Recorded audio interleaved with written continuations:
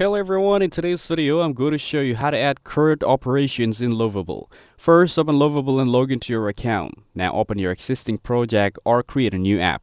Here, you'll be setting up your database and CRUD actions. Next, go to the database or data model section. After that, create a table or collection, for example, users, tasks, or products. Then add the necessary field like name, email, status, or any other relevant information. Make sure to define a primary key, usually an ID field, so each record can be uniquely identified. Now it's time to add the CRUD logic. For creating records, add a create item action. Then, map the input fields to the corresponding data columns. Here, you can also set validations such as required fields, proper email formats, or character limits to avoid errors. After that, set up the read functionality.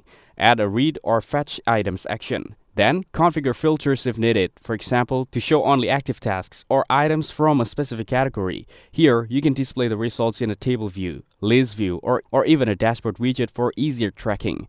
Next, add the update action. Check on update item and map the editable fields. Then, make sure to include the item ID so the system knows which record to update. After that, set up the delete action. Add a delete item action and include a confirmation step. This ensures users don't accidentally delete important records. You can even add a warning message or undo option for extra safety. Now it's time to link these actions to your user interface. Go to interface or pages, then add buttons or forms for each action. Use a form submit for create, a table or a list view read, inline editing or a model window for update, and a trash icon with confirmation for delete. After that, configure validation and permissions. Go to settings or security, then define who can create, read, update, or delete records. Add input validations for required fields, proper email or number formats, and maximum lengths. Next, test your CRUD operations in preview or sandbox mode. Create a new record, then read the data, update it, and finally delete it to ensure all actions work smoothly.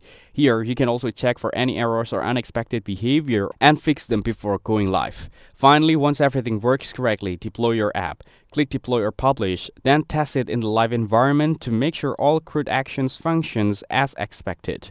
After that, your app is ready for use and users can interact with it seamlessly. That's it. Thanks for watching. Don't forget to like and subscribe for more videos.